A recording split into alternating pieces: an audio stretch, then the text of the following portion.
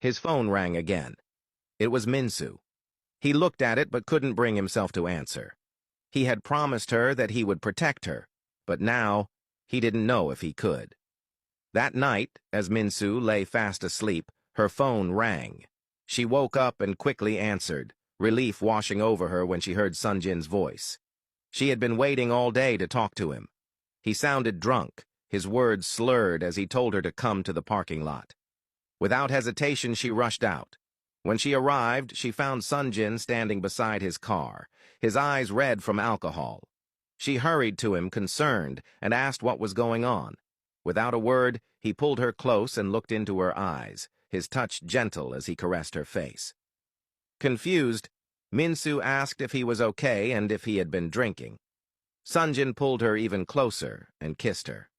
Minsu tried to say something, but he leaned her against his car and continued kissing her passionately. He then looked at her again and told her that he loved her, but that he was letting her go.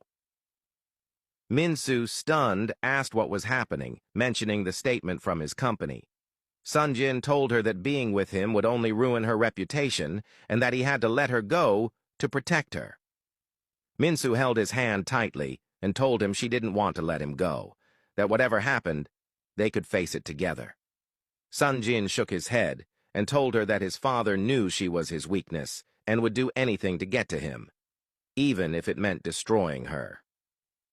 He apologized, got into his car, and drove away, leaving Minsu standing there, speechless, her heart aching as if a part of her had been ripped away.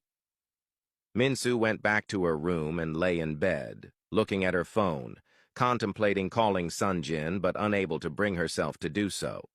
She had no one to call or talk to and didn't want to bother her parents. She just lay in bed, held her pillow close, and cried to herself. It was her first heartbreak, and losing Sunjin had shattered her heart into pieces. The next morning, Sunjin was still in bed, lacking the courage to go to the office after what had happened the previous night. He thought of Minsu, wondering how she was coping. He looked at his phone, tempted to call her, but remembered what was at stake.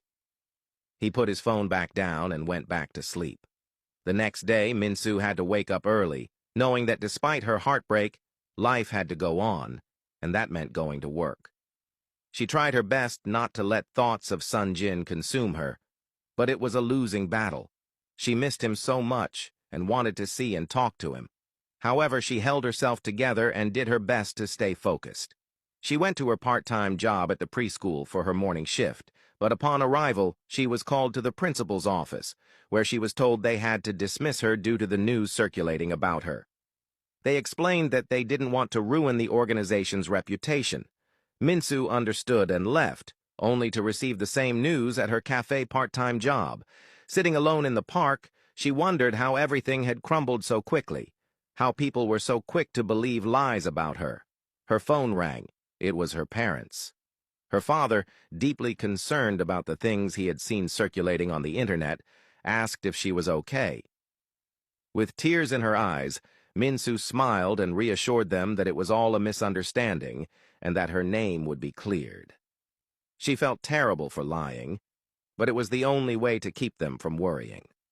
They told her they loved her and that if she was in trouble, she could always come home to talk and spend time with them. She promised she would visit during the semester break. Meanwhile, Sunjin decided to go to work in the afternoon.